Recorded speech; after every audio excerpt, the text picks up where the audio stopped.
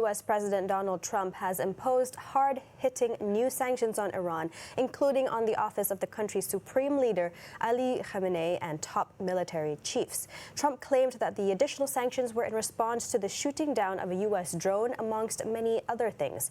In response to the fresh sanctions, Iranian Foreign Minister Javad Zarif accused the Trump administration of having a thirst for war. In the Oval Office on Tuesday, Trump signed the executive order that included blocking Khamenei, Zarif, and 8 of Iran's top leaders' access to any financial assets under U.S. jurisdiction.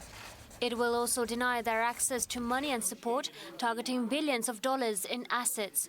Never can Iran have a nuclear weapon.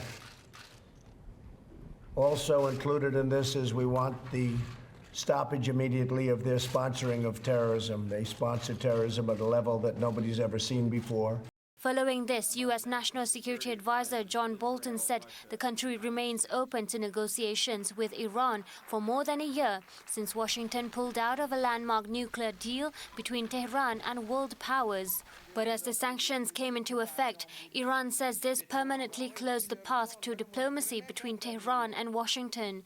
Its President Hassan Rouhani described the White House as afflicted by mental retardation and said the sanctions were proof that Washington is lying about offering to negotiate. یعنی مداخله زیاد الان دیدید آقای لاریجانی بهش 2 بار تو میکنیم تون رفت تو کج را رفتی تو اینجوری را رفتی خیلی حالا اون جایی که ضروریه اضافه 1 بودید تو برجام بودید به طور منظم. While tensions remain, the UN Security Council has urged calm and the use of diplomacy and has issued a unanimous call for dialogue to address the standoff.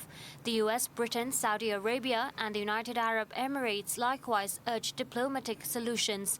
French President Emmanuel Macron said he would use a meeting with Trump at the G20 summit in Japan to urge a constructive solution with the aim of ensuring collective regional security. The Kremlin, which has long-standing links to Iran's government, earlier called on Monday's sanctions as illegal.